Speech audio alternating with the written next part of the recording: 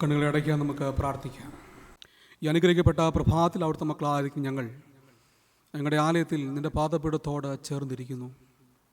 ശ്രേഷ്ഠ ഗുരുവായ യേശുവിൽ നിന്ന് കേൾക്കുവാൻ പഠിക്കുവാൻ ഇന്ന് പകൽക്കാലം ഞങ്ങളെ അങ്ങ് സഹായിക്കണമേ. കർത്താവേ, നിൻ്റെ വചനം തേനിലും തേൻകട്ടയിലും മധുരമുള്ളതായിരിക്കും. നീ ഉടങ്ങിക്ക് ഞങ്ങൾ സ്തോത്രം ചെയ്യുന്നു. ഇന്ന് പ്രഭാതത്തിൽ ആ വചനത്തിൻ്റെ ശക്തിയാൽ ഞങ്ങളെ നിറയ്ക്കണമേ, അനുഗ്രഹിക്കണമേ. കർത്താവേ, മാനുഷികമായിരിക്കുന്ന ഒരു ശബ്ദമല്ല, സ്വർഗീയ പിതാവിൻ്റെ ഇമ്പമേറിയ ശബ്ദം ഇന്ന് ഞങ്ങളുടെ കാതുകളിൽ മുഴങ്ങുവാൻ അവിടുന്ന് സ്വർഗം ഇടയാക്കണമെന്ന് പ്രാർത്ഥിക്കുന്നു. കേവലം കേൾക്കാരായി തീരാതിൻ്റെ പകരം ഞങ്ങളുടെ ഹൃദയങ്ങളിൽ ആഴമായി ഇറങ്ങി കർത്താവെ 30, 60, 100 മിനിറ്റ് വിളവ് ചെയ്യുവാൻ നിൻ്റെ പരിശുദ്ധാത്മാവിൻ്റെ മാരിയാൽ ഞങ്ങളെല്ലാവരെയും അവിടെ നിറയ്ക്കണമെന്ന് പ്രാർത്ഥിക്കുന്നു. കർത്താവെ, നിൻ്റെ വാനം അയച്ച് ഞങ്ങളെ ഇന്ന് സൗഖ്യമാക്കണമേ. നിൻ്റെ വാനത്താൽ ഞങ്ങളെ ഇന്ന് ബലപ്പെടുത്തണമേ. ബലഹീനടിയനെ കർത്താവിൻ്റെ കരങ്ങളിൽ സമർപ്പിക്കുന്നു. കർത്താവെ, അങ്ങയുടെ വചനം വ്യാഖ്യാനിപ്പാനോ പഠിപ്പിക്കുവാനോ ബലഹീനും അശക്തനുമാകുന്നുവല്ലോ. എന്നാൽ ഇന്ന് പകൽക്കാലം നിൻ്റെ ക്രൂശിൻ്റെ മറവിൽ അടിയനെ നിർത്തണമെന്ന് പ്രാർത്ഥിക്കുന്നു. പിതാവെ, അടിയൻ്റെ വായിലെ വാക്കുകളും ഞങ്ങളുടെ ഹൃദയത്തിലെ ധ്യാനവും അങ്ങേക്ക് ഏറ്റവും പ്രസാരമായിരിക്കുമാറാകണമേ. ആമേൻ. ആർക്കും ഇരിക്കാം. വീണ്ടും വരുന്നവനായ കർത്താവിൻ്റെ നിസ്തുല്യമായ നാമത്തിൽ എല്ലാവർക്കും എൻ്റെ സ്നേഹവന്ദനം. ഈ പുതിയ മാസം നമുക്ക് വീണ്ടും ഒരുമിച്ച് വലിയനായ ദൈവത്തെ ആരാധിക്കുവാൻ ദൈവം നൽകിയ നല്ല അവസരത്തെ ഓർത്ത് ഞാൻ ദൈവത്തിന് സ്തോത്രം ചെയ്യുന്നു. ഇന്നത്തെ പ്രഭാത ധ്യാനത്തിനായി ഞാൻ തിരഞ്ഞെടുത്തിരിക്കുന്ന വേദഭാഗം 2 ദിനവൃത്താന്തങ്ങളുടെ പുസ്തകം 34 അധ്യായം 33 അധ്യായമാണ്. ദയവായിട്ട് എന്നെ വായിച്ച് സഹായിക്കണം. മലയാളം ബൈബിൾ ഓരോ അടുത്ത് തുറന്നു വെക്കണം. ഞാൻ പറയുമ്പോൾ വായിച്ച് സഹായിക്കണം. ദിനവൃത്താന്തങ്ങളുടെ പുസ്തകം 34 അധ്യായം.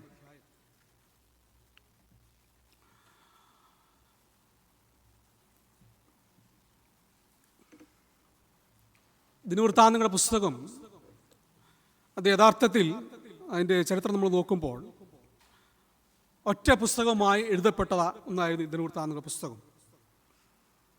The events of the day എന്ന ടൈറ്റിൽ എഴുതപ്പെട്ടതായ ഒരു പുസ്തകം. അത് പിന്നീട് വേദശാസ്ത്ര വിവർത്തകന്മാർ അത് 2 പുസ്തകങ്ങളാക്കി, 1 ദിനവൃത്താന്തം 2 ദിനവൃത്താന്തം എന്ന് അത് മാറ്റുകയായിരുന്നു. അതിനുള്ള കാരണം ശമൂവേൽ പ്രവാചകന്റെ പുസ്തകങ്ങളിലും രാജാക്കന്മാരുടെ പുസ്തകങ്ങളിലും ഇല്ലാതിരുന്ന അതിൻ്റെ ഒരു സപ്ലിമെൻ്ററി ആയിട്ടാണ് വേദശാസ്ത്ര പണ്ഡിതന്മാർ ഈ ദിനവൃത്താന്ത പുസ്തകങ്ങളെ കാണുന്നത്. അപ്പോൾ പേരറിയപ്പെടാത്ത ഒരു അൺനോൺ ഓതറാൽ എഴുതപ്പെട്ട ഒരു പുസ്തകമായിട്ടാണ് നമ്മൾ ദിനവൃത്താന്ത പുസ്തകങ്ങളെ മനസ്സിലാക്കുന്നത്. എന്നാൽ ദിനവൃത്താന്തം എന്നുള്ള ടൈറ്റിൽ അത് 4th സെഞ്ച്വറിയിലെ ഒരു ബിബ്ലിക്കൽ സ്കോളറായിരുന്ന ജെറോം അദ്ദേഹം നൽകിയ ഒരു ടൈറ്റിലാണ് ദിനവൃത്താന്തം എന്നുള്ള ടൈറ്റിൽ. പക്ഷേ യഥാർത്ഥമായിട്ട് ഈ പുസ്തകത്തിൻ്റെ ഓതർ ആരാണ് എന്ന് നമുക്ക് കൃത്യമായിട്ട് അറിയില്ല. അപ്പോൾ ഈ പുസ്തകത്തിലൂടെ നമ്മൾ വായിച്ചു നോക്കുമ്പോൾ 2 പുസ്തകങ്ങൾ, 1 ദിനവൃത്താന്തം 2 ദിനവൃത്താന്തങ്ങൾ വായിക്കുമ്പോൾ അവിടെ ഇസ്രായേലിൻ്റെ ചരിത്രം, ഇസ്രായേൽ ജനതയുടെ ചരിത്രം, പ്രത്യേകിച്ച് ഇസ്രായേൽ ജനതയുടെ രാജവംശത്തിൻ്റെ ചരിത്രം വളരെ ഡീറ്റെയിൽ ആയിട്ട് നമുക്ക് അവിടെ കാണുവാനായിട്ട് കഴിയുന്നു.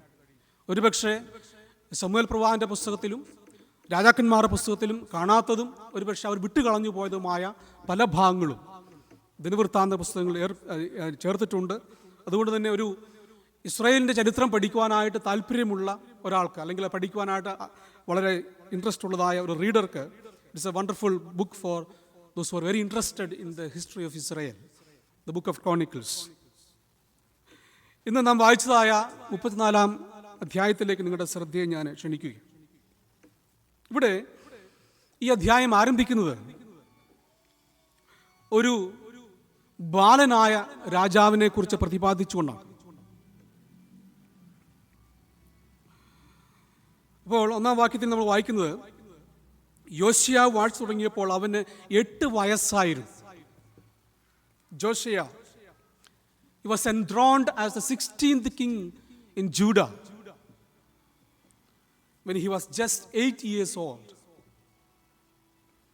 and as a successor of his father Ammon, and according to the scripture he reigned in Judah for 31 years from BC 640 to 609.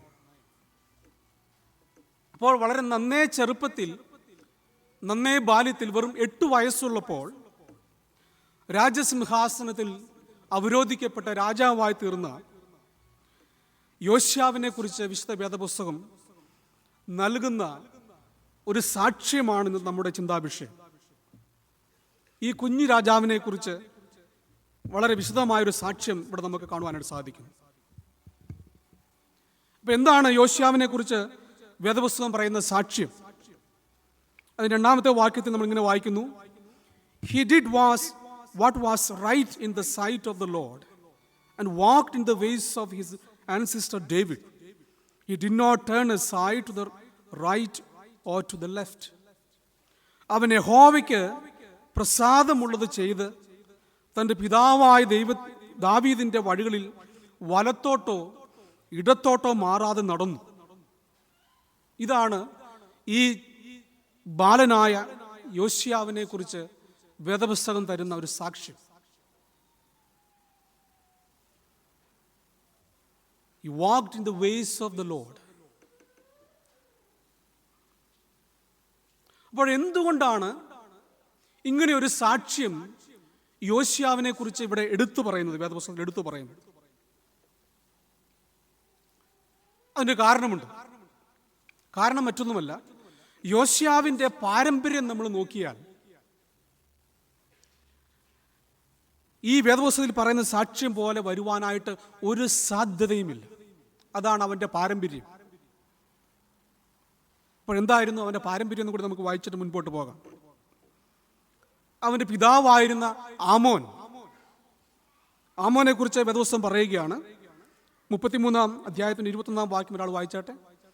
Chronicles, ദിനവൃത്താന്തം 33:21.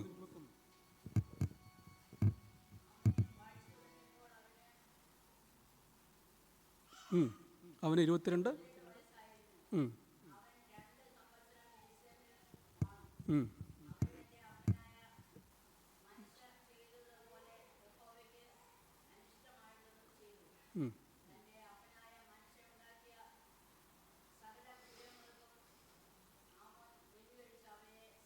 മതി, thank you.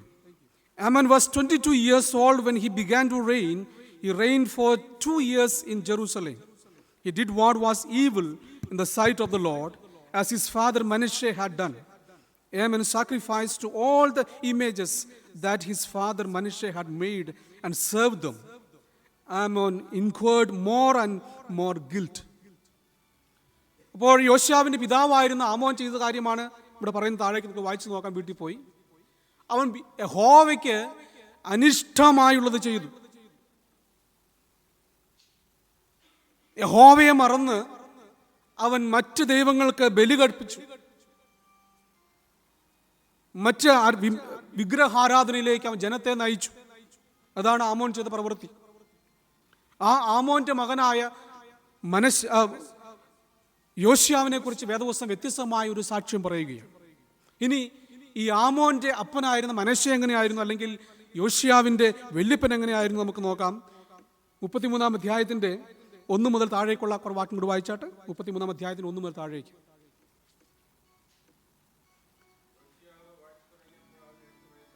33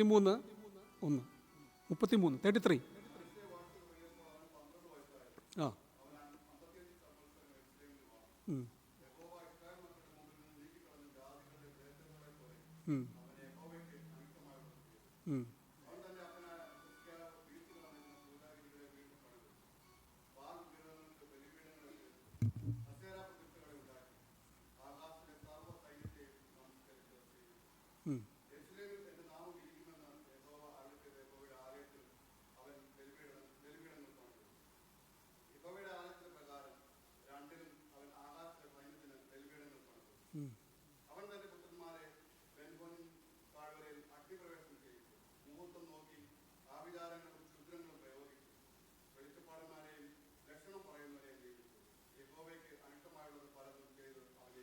Thank you. Manasseh was 12 years old when he began to reign. He reigned for 55 years in Jerusalem. He did what was evil in the sight of the Lord, according to the abominable practices of the nations, whom the Lord drove out before the people of Israel. For he rebuilt the high places that his father Hezekiah had pulled down, and erected altars to the Baals, made sacred poles, worshipped all the host of heaven, and served them. He did much evil in the sight of the Lord, provoking him to anger. അപ്പോൾ യോശിയാവിൻ്റെ അപ്പനായിരുന്ന ആമോൻ വല്യപ്പനായിരുന്ന മനശ്ശെ, ഇവരെല്ലാം യഹോവയ്ക്ക് വിരോധമായി, യഹോവയുടെ കൽപ്പനയ്ക്ക് വിരോധമായി അന്യദൈവങ്ങളെ ആരാധിക്കുകയും ബിംബങ്ങളെ ആരാധിക്കുകയും തങ്ങളുടെ മക്കളെ ബിംബങ്ങളുടെ മുമ്പിൽ അഗ്നിപ്രവേശം ചെയ്യുകയും ആഭിചാരം ചെയ്യുകയും മുഹൂർത്തം നോക്കുകയും ഇങ്ങനെയുള്ളതായ മ്ലേച്ഛമായ പ്രവൃത്തിയിൽ ഏർപ്പെട്ടു. എന്നാൽ യോശിയാവിനെ കുറിച്ച് വേദപുസ്തകം പറയുന്നത് അവൻ യഹോവയ്ക്ക് പ്രസാദമുള്ളത് ചെയ്തു. പിതാവായ ദൈവത്തിൻ്റെ വഴികളിൽ നിന്ന് വലത്തോട്ടോ ഇടത്തോട്ടോ മാറാതെ അവൻ നടന്നു. അപ്പോൾ എങ്ങനെയാണ് ഈ യോശിയാവ് ഒരു വ്യത്യസ്തനായി തീർന്നത്? Apart from his grandfather and his father, how he was a different man, a different king in Judah. അതിൻ്റെ കാരണം നമ്മൾ അന്വേഷിക്കുകയാണെങ്കിൽ ഈ വേദഭാഗം പഠിക്കുമ്പോൾ നമ്മൾ മനസ്സിലാക്കുന്നത് ഈ ചെറുബാലനായിരുന്ന യോശിയാവിൽ നന്നേ ചെറുപ്പത്തിൽ തന്നെ ഒരു ആത്മീയ വളർച്ച പ്രകടമായി നമുക്ക് കാണുവാനാണ് സാധിക്കുന്നത്. There was a visible spiritual growth in this Yoshia, the little child. എന്തായിരുന്നു അവൻ്റെ ജീവിതത്തിലെ സ്പിരിച്വൽ ഗ്രോത്ത്? അത് നമ്മൾ കാണുന്നു. അതിന് 34 അധ്യായത്തിൻ്റെ 3 വാക്യത്തിൽ നമ്മൾ പ്രകാരം കാണുന്നു, അവൻ്റെ വാഴ്ചയുടെ 8-ാം ആണ്ടിൽ അവൻ്റെ യൗവനത്തിൽ തന്നെ അവൻ തൻ്റെ പിതാവായ ദാവീദിൻ്റെ ദൈവത്തെ അന്വേഷിച്ചു തുടങ്ങി. For in the 8th year of his reign, while he was still boy, he began to seek the God of his ancestor David. തൻ്റെ വാഴ്ചയുടെ 8-ാം ആണ്ടിൽ, അപ്പോൾ 8-ാമത്തെ വയസ്സിൽ രാജാവായി അവരോധിക്കപ്പെട്ടതായ യോശിയാവ് തനിക്ക് 16 വയസ്സുള്ളപ്പോൾ അവൻ യൗവനത്തിലേക്ക് പ്രവേശിക്കുന്ന ആ കാലം മുതൽ അവൻ എന്ത് ചെയ്തു? He built a strong relationship with his God. In his very young age, he built a strong relationship with his God, whom his forefathers has forsaken. തൻ്റെ അപ്പനും വല്യപ്പനും മറന്നു കളഞ്ഞ തൻ്റെ പിതാക്കന്മാരുടെ ദൈവമായ യഹോവയുമായി നന്നേ ചെറുപ്പത്തിൽ ഒരു ബന്ധം സ്ഥാപിക്കുന്ന യോശിയാവിനെ നമുക്കിവിടെ കാണുവാൻ കഴിയും. പിന്നീട് നമ്മൾ മുന്നോട്ട് വായിക്കുമ്പോൾ 12-ാം ആണ്ടിൽ അവൻ പൂജാഗിരികളെയും അശേര പ്രതിഷ്ഠകളെയും വിഗ്രഹങ്ങളെയും ബിംബങ്ങളെയും നീക്കി യഹൂദയെയും യെരൂശലേമിനെയും വെടിപ്പാക്കുവാനാണ് തുടങ്ങി. 12-ാം ആണ്ടിൽ അവൻ്റെ വാഴ്ചയുടെ when he was just 20 years old, and in the 12th year of his reign he began to purge Judah and Jerusalem of the high places, the sacred poles, and the carved and cast images. അപ്പോൾ തൻ്റെ ചെറുപ്പത്തിൽ ദൈവവുമായിട്ടുള്ള വ്യക്തിപരമായ ബന്ധമുണ്ടാക്കി മുൻപോട്ട് പോകുന്ന യോശിയാവ് തൻ്റെ യൗവനത്തിലേക്ക് പ്രവേശിച്ചപ്പോൾ എന്ത് ചെയ്തു? അവൻ അന്യദൈവ ആരാധനയ്ക്കെതിരെ വളരെ ശക്തമായ നിലപാടെടുക്കുന്ന ഒരു നല്ല വിശ്വാസിയായിട്ട് അവൻ മാറുകയാണ്. So when we develop a personal relationship with the Lord, that will help us to stand firm against the evil. യോശിയാവിനെ നമ്മളതാ കാണുന്നത്. അവൻ ചെറുപ്പത്തിലെ ദൈവത്തെ അന്വേഷിച്ചു. തൻ്റെ യൗവനത്തിൽ അവൻ അന്യദൈവ ആരാധനകൾക്കെതിരെ എല്ലാം ശക്തമായ നിലപാടെടുക്കുന്ന ഒരു രാജാവായിട്ട് അവൻ മാറി. തുടർന്ന് നമ്മൾ വായിക്കുമ്പോൾ at the age of 36, verse 8, he started renovating the Lord's temple, which was abandoned for last 57 years. In the 8th year of his reign, when he had purged the land and the house, he sent Shaphan, son of Azaliah, Messiah, the governor of city, and Joahaz, son of Joahaz, the recorder, to repair the house of the Lord his God. കഴിഞ്ഞ 57 വർഷമായി അടഞ്ഞുകിടക്കുന്ന ദൈവത്തിൻ്റെ ആലയം പുനർനിർമ്മിക്കുവാനായിട്ട് തൻ്റെ 36-ാമത്തെ വയസ്സിൽ ഈ രാജാവ് തുടങ്ങുകയാണ്. 55 വർഷം ഭരിച്ച വല്യപ്പനും 2 വർഷം ഭരിച്ച അപ്പനും യഹോവയുടെ ആലയത്തെ മറന്നു കളഞ്ഞു. അത് അടച്ചു കളഞ്ഞിരിക്കുന്നു. അവിടെ അവർ അന്യ വിഗ്രഹങ്ങളെ സ്ഥാപിച്ചു. ദേശത്തിലുടനീളം ബാൽ വിഗ്രഹങ്ങളെ സ്ഥാപിച്ച് ജനത്തെ വിഗ്രഹാരാധനയ്ക്ക് അവർ പ്രേരിപ്പിച്ചു. എന്നാൽ ഇവിടെ യോശിയാവ് ദൈവത്തിൻ്റെ ആലയം പുനർനിർമ്മിക്കുവാനായിട്ട് തുടങ്ങി. അപ്പോൾ നമ്മൾ ദിനവൃത്താന്ത പുസ്തകം വായിക്കുന്ന അവസരത്തിൽ നമ്മൾ കാണുന്നത്, രാജാവിൻ്റെ കൽപ്പന ലഭിച്ച ഉടനെ ജനമെല്ലാം വളരെ താല്പര്യത്തോടെ, വളരെ ഉത്സാഹത്തോടെ അടഞ്ഞുകിടന്ന ദൈവത്തിൻ്റെ യഹോവയുടെ ആലയം പണിയുവാനായിട്ട് തുടങ്ങി. അതിൻ്റെ കേടുപാടുകൾ നീക്കുവാൻ തുടങ്ങി. ഓരോരുത്തരും അവരുടേതായ ചുമതലകൾ ഇങ്ങനെ വഹിച്ചുകൊണ്ടിരിക്കുന്ന അവസരത്തിൽ ഒരു സംഭവം നടക്കുകയാണ്. അവിടെ 14-ാമത്തെ വാക്യത്തിൽ അവർ യഹോവയുടെ ആലയത്തിൽ പിരിഞ്ഞു കിട്ടിയ ദ്രവ്യം പുറത്തെടുത്തപ്പോൾ ഹിൽക്കിയ പുരോഹിതൻ യഹോവ മോശെ മുഖാന്തരം കൊടുത്ത ന്യായപ്രമാണ പുസ്തകം കണ്ടെത്തി. അത് പ്രധാനപ്പെട്ട ഒരു സംഭവമാണ്. While they were bringing out the money that had been brought in the house of the Lord, the priest Hilkiah found the book of the law of the Lord given through Moses. The secretary Shaphan informed the king, "The priest Hilkiah has given me a book." Shaphan then read it aloud to the king. When the king heard the words of the Lord, he tore his clothes. യോശിയാവ് ചെയ്യുന്ന വളരെ പ്രധാനപ്പെട്ടതായ ഒരു പ്രവൃത്തി നമ്മൾ കാണുന്നത്, ഇതുവരെയും ആരും ഗവനിക്കാതെ, ആരും നോക്കാതെ ദേവാലയത്തിൽ എവിടെയോ പൊടി പിടിച്ചു കിടന്നിരുന്ന ദൈവത്തിൻ്റെ ന്യായപ്രമാണ പുസ്തകം അവനത് കിട്ടിയപ്പോൾ, അതിലെ വാക്യങ്ങൾ വായിച്ചു കേട്ടപ്പോൾ അവൻ എഴുന്നേറ്റ് തൻ്റെ വസ്ത്രം കീറി. കഴിഞ്ഞ 57 വർഷമായി ജനം കേൾക്കാതിരുന്നതായ ദൈവത്തിൻ്റെ ന്യായപ്രമാണ പുസ്തകത്തിലെ ന്യായപ്രമാണങ്ങൾ അവൻ കേട്ടപ്പോൾ അവൻ എഴുന്നേറ്റ് ദുഃഖത്തോടെ തൻ്റെ വസ്ത്രങ്ങൾ കീറി. മാത്രമല്ല 29-ാമത്തെ വാക്യത്തിലേക്ക് വരുമ്പോൾ, then the king sent word and gathered together all the elders of Judah and Jerusalem. The king went up to the house of the Lord with all the people of Judah, the inhabitants of Jerusalem, the priests and the Levites, all the people, both the great and small. He read in their hearing all the words of the book of the covenant that had been found in the house of the Lord. അവ ജനത്തെ എല്ലാം വിളിച്ചുകൂട്ടി, ദേശത്തിലെ സകല ജനത്തെയും വിളിച്ചുകൂട്ടിയിട്ട് യഹോവയുടെ ന്യായപ്രമാണ പുസ്തകം അവരെ വായിച്ച് കേൾപ്പിക്കുവാനായി തുടങ്ങി. 57 വർഷമായി ജനം മറന്നു കളഞ്ഞ, ജനം ഉപേക്ഷിച്ച് കളഞ്ഞ, എവിടെയോ പൊടി പിടിച്ചു കിടന്നതായ ദൈവത്തിൻ്റെ ന്യായപ്രമാണ പുസ്തകം തിരികെ കൊണ്ടുവന്ന് ഇസ്രായേൽ ജനത്തെ എല്ലാം കൂട്ടിവരുത്തിയിട്ട്, ആബാലവൃത്തം ജനത്തെയും കൂട്ടിവരുത്തിയിട്ട് അവരുടെ നടുവിൽ വെച്ച് ഈ ന്യായപ്രമാണ പുസ്തകം അവൻ വായിച്ചു കേൾപ്പിക്കുവാനായിട്ട് തുടങ്ങി. അപ്പോൾ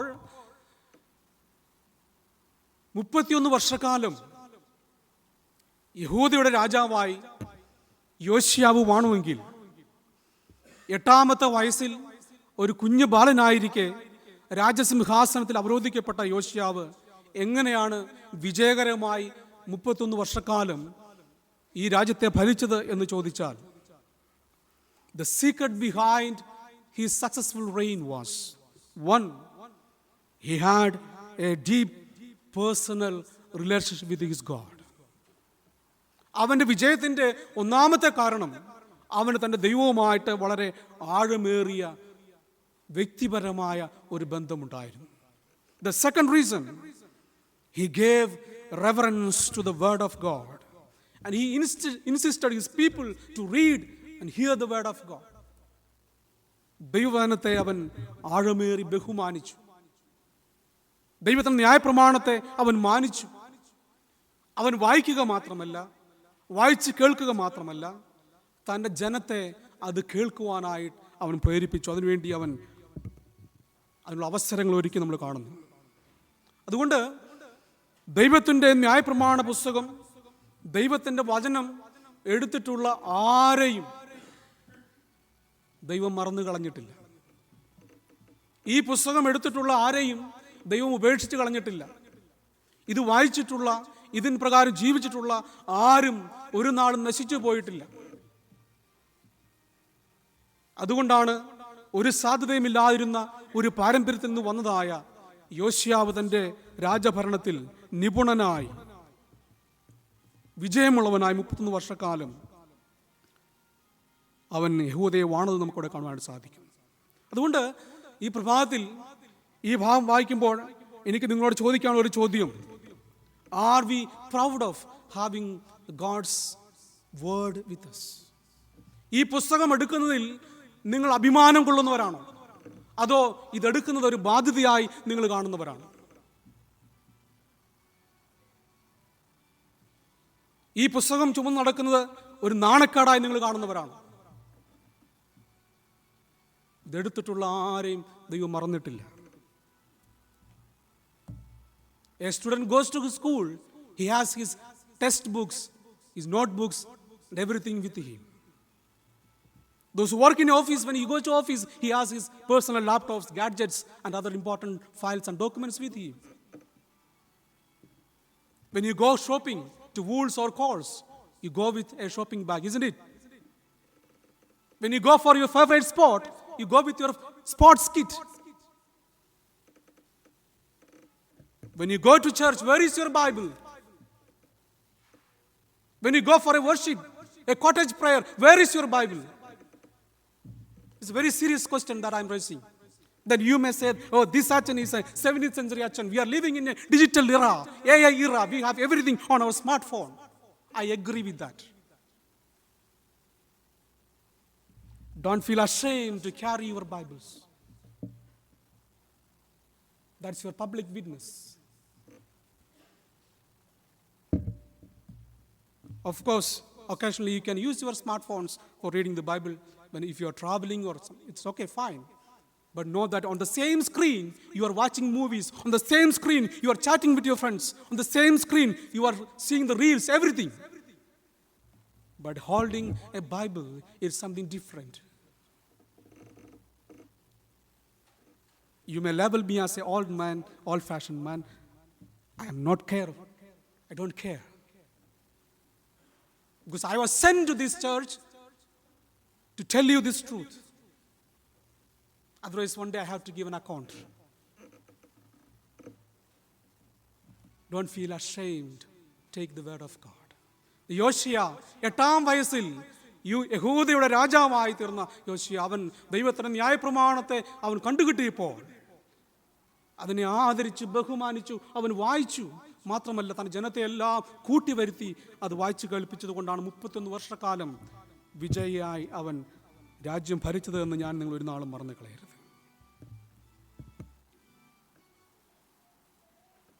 അപ്പോൾ having a Bible with you is a mark of your public witness, that you are a witness to this word. So, while reading through the book of Chronicles, the life of Joshua, I was curious. Really, I was curious to know why this man was different from his forefathers. Why Joshua was different from Ammon or Manasseh. And I was sure that there should be someone behind the scenes who would have guided him, nurtured him in faith. There should be someone who would have nurtured this little king, Joshua. And reading through the scriptures, I found out it was none other than Jedidah, his mother. തൻ്റെ അമ്മയായ ജദീദയാണ് ഈ യോശിയാവിനെ തൻ്റെ ദൈവവുമായുള്ള ബന്ധത്തിൽ വളർത്തിയത്, ഉറപ്പിച്ചതെന്ന് ഞാൻ പൂർണ്ണമായി വിശ്വസിക്കുന്നു. ദൈവത്തിൻ്റെ വചനം വായിക്കുമ്പോൾ നമുക്കതാണ് മനസ്സിലാക്കുന്നത്. ആരായിരുന്നു ജദീദ? അവളുടെ പേര് അധികം പരാമർശിക്കപ്പെടുന്നില്ല വേദപുസ്തകത്തിൽ. 1-2 ഇടങ്ങളിൽ മാത്രം നമ്മൾ അവളെ കാണുന്നുള്ളൂ. ബെന്യാമിൻ ഗോത്രത്തിൽ പുരോഹിത വംശത്തിൽ പിറന്നതായ അദിയാവിൻ്റെ മകളായ ജദീദ. ജദീദ എന്ന വാക്കിൻ്റെ പേര് തന്നെ ബിലവഡ് ഓഫ് ദ ലോർഡ്, ദൈവത്തിൻ്റെ പ്രിയപ്പെട്ടവളെന്ന ആ വാക്കിൻ്റെ പേര് തന്നെ.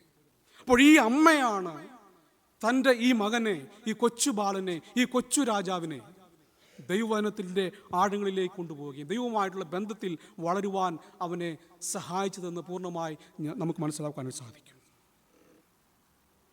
അതുകൊണ്ട് നമ്മൾ 34-ാം അധ്യായത്തിൽ യോശിയാവിൻ്റെ ചരിത്രം പഠിക്കുമ്പോൾ the Josiah story tells us, reminds us, a role of a mother in the spiritual formation of a child.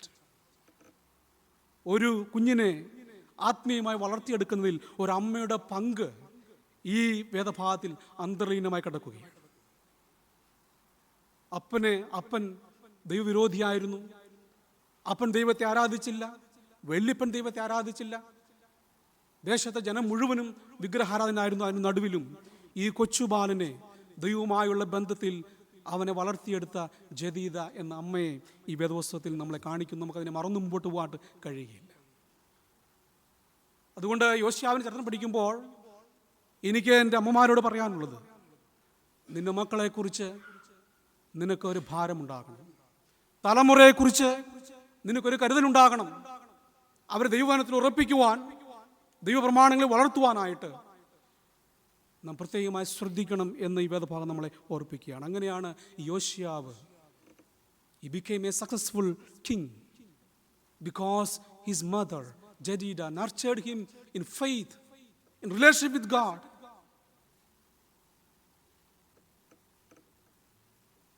അതുകൊണ്ട് ന്യായപ്രമാണ പുസ്തകം കണ്ടപ്പോൾ അവന് നാണം തോന്നിയില്ല.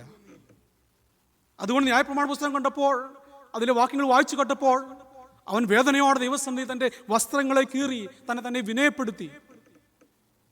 ഈ പുസ്തകം അവൻ ആദരിക്കുവാൻ തുടങ്ങി, അതിനെ മാനിക്കുവാൻ തുടങ്ങി, തൻ്റെ ജനത്തിന് വേണ്ടി അത് കൊടുക്കുവാൻ തുടങ്ങി.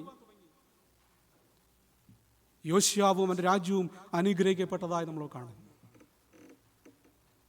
ഈ പ്രഭാതത്തിൽ പ്രിയരെ, അത് മാത്രം ഓർപ്പിച്ച് എൻ്റെ വാക്കുകൾ ചുരുക്കട്ടെ. Don't feel ashamed to have your Bibles with you. ദൈവത്തിൻ്റെ വചനത്തെ പ്രമാണിക്കുവാൻ, വായിക്കുവാൻ, പഠിപ്പിക്കുവാൻ, തലമുറയ്ക്ക് പകർന്നു കൊടുക്കുവാനായിട്ട് നാം ശ്രമിച്ചില്ല എങ്കിൽ പിന്നീട് നമ്മൾ ദുഃഖിച്ചിട്ട് കാര്യമില്ല എന്ന് നാം തിരിച്ചറിയേണ്ടതായിട്ടുണ്ട്. ഈ കുഞ്ഞുബാലൻ 8-ാം വയസ്സിൽ രാജാവായ യോശുവാവ് വിജയശ്രീലാളിതനായി യഹൂദയെ വാണത് അവൻ ദൈവത്തിൻ്റെ ന്യായപ്രമാണത്തെ മുറുകെ പിടിച്ചുകൊണ്ടാണ്. അതുകൊണ്ട് നമ്മുടെ ജീവിതത്തിൽ എപ്പോഴും ഈ വചനത്തിൽ ആശ്രയിച്ചുകൊണ്ട്, ഇതിനെ മുറുകെ പിടിച്ചുകൊണ്ട് മുൻപോട്ട് പോകുവാൻ ദൈവം നമ്മെ എല്ലാവരെയും സഹായിക്കുമാറാകട്ടെ.